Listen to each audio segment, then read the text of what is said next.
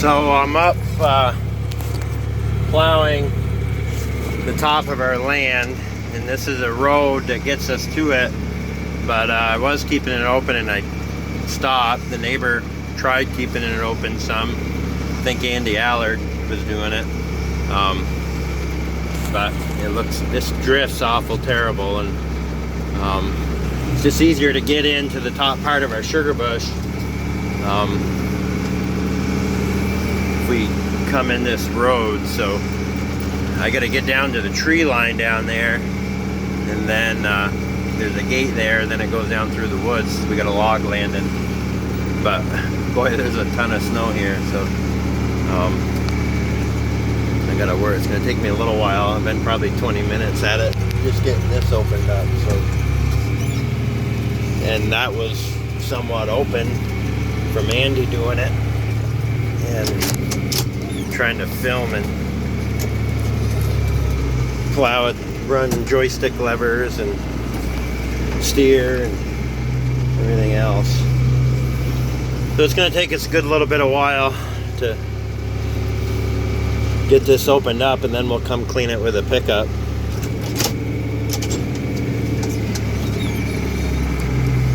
Let's see what happens here, because now we're getting, this is where he kind of quit. Big snowbank right there. I got to try to get opened up, so we'll see if we can get that open. So we got through the snowbank, but boy, I bet there's 2.5 feet of snow here. I don't know if I'm going to be able to get it. It's just chewing. Need a snow blower. We're just chewing down through. It's going. We get downhill here a little bit, and maybe it'll go a little easier.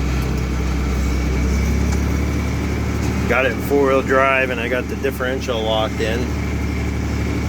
And it's going better now. But snow drifts in wicked right here. So, see if we can get down through here. So we're headed downhill. It's going a little bit better. We got it opened up. We need a V plow on the front of this thing. That would help quite a bit.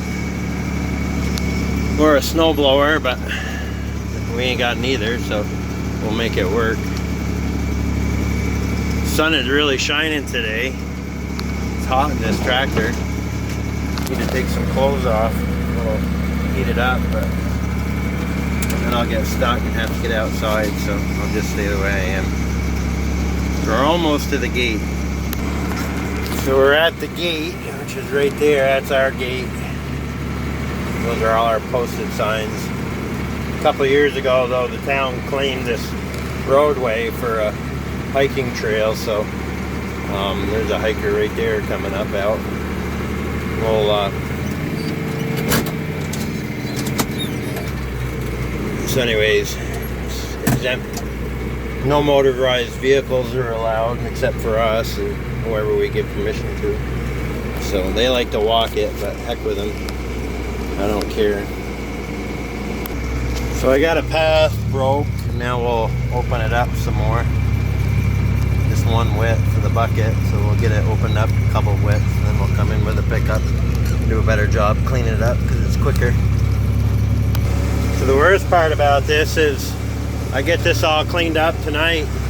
That's the Northfield mountain range right there. On the other side of that is Hancock and Waitsfield.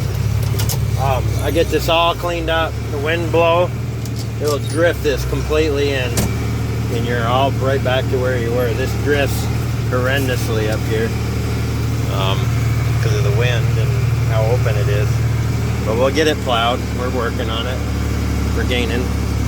We're getting it opened up. Need a payloader or a road grader. It would be better.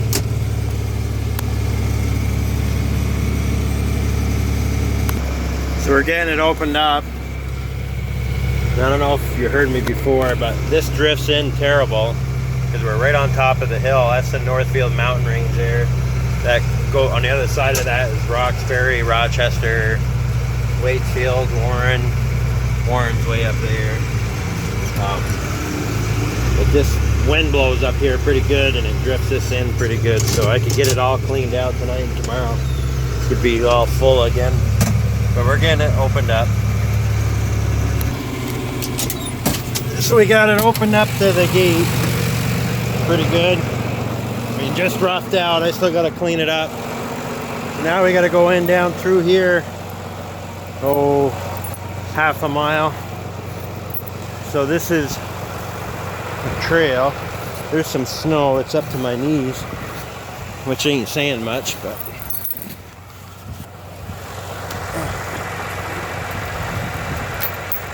figured that lock would be froze.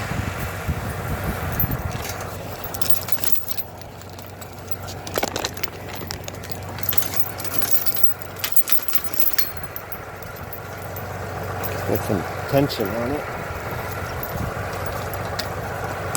Come on. Right.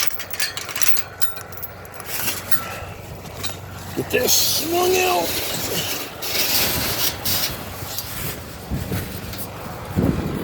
Holy Toledo. The old 2950's been sitting for a couple weeks. We've been using the skid steer to do chores with. But we're pushing snow with her today. So we'll get that opened up down through the woods, and then we'll do a little more cleanup, and then we'll bring the pickup up in here. So we're almost to where I'm gonna stop plowing. Our road goes in another mile probably down through. There's a camp down here. We're gonna stop there. They've been riding snowmobiles up here. So they got, to the left here is wicked packed down, so boy, it's pushing hard. So I'm really not cutting in that much. I'm just trying to get it opened up, and then I'll start cleaning it up. But it's gonna take me a couple hours to get it open so we can get a truck down in here. But so we have a log landing right here that will open up pretty good, but I'll plow it down to the camp down here to so we can get down in there. It's really pushing hard. There's a lot of snow.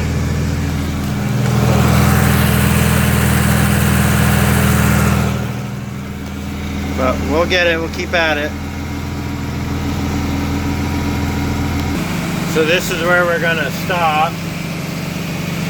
This is a neighbor's camp, and we're gonna stop just right up the road, right up there.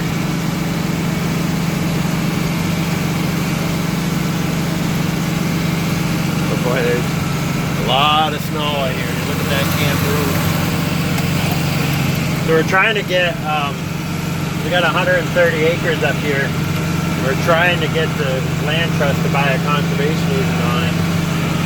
If they don't, I think the next 4 or 5 years I'm gonna sell it off for 10 acre zoning so we can make 13 house lots up here. It'd be nice house lots. I'm sick of struggling to make a living, and everybody wants to enjoy it, which I don't mind. You know, they come up here and they hike and they think it's all nice and pristine, but you know, I don't know, it's a hard way to make a living having these maple trees. So I'm gonna drive up, back up, and come back down. I'm gonna show you how long this is down in here. So I'm turned around and headed back up. So the problem I was talking about with the conservation is these land trust groups, they only want to conserve prime agriculture lands because they rely heavily on the federal government, USDA, for those conservation easement funds. And USDA only contribute money to prime ag soils, which this doesn't rank as prime ag soils.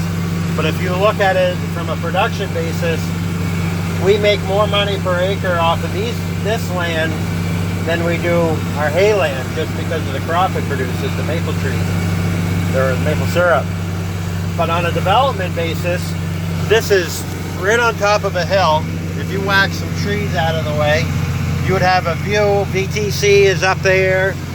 Like I said, the Northfield mountain ranges are over there.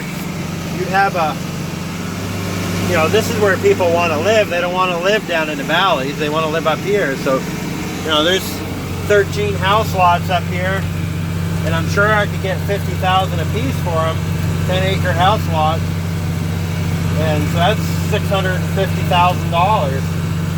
And take me a lifetime to make that kind of money sugaring it up here. It's hard work, it's expensive. It's gonna cost me $200 probably today in time in this tractor and wear and tear, fuel, and my time just cleaning this road out so we can get down in here to work.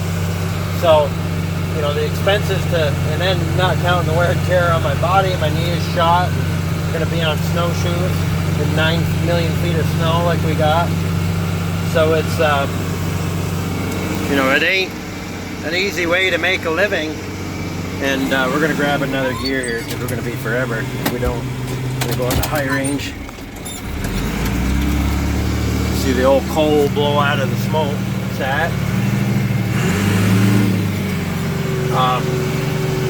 So anyways, you know, there'd be some expense to developing that, the house lots, but there'd also be some more income. You know, I could sell the lot and keep the rights to do the excavation work and the driveway work and the septic work, you know, as far as improving the lot, you know, buy an excavator. So a lot of money to be made.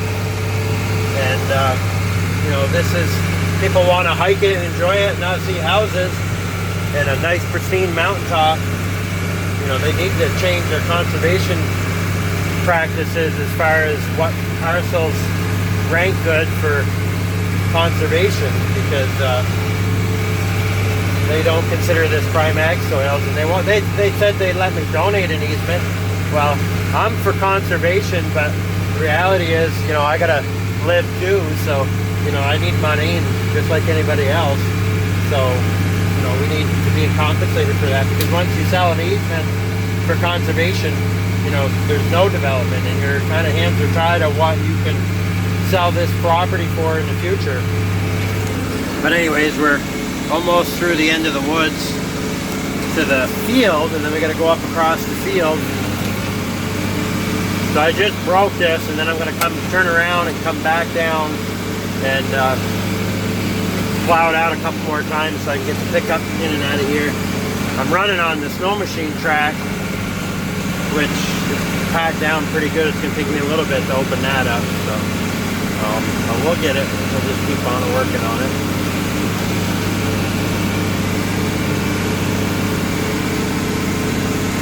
I had to open the window, it was getting hot in here.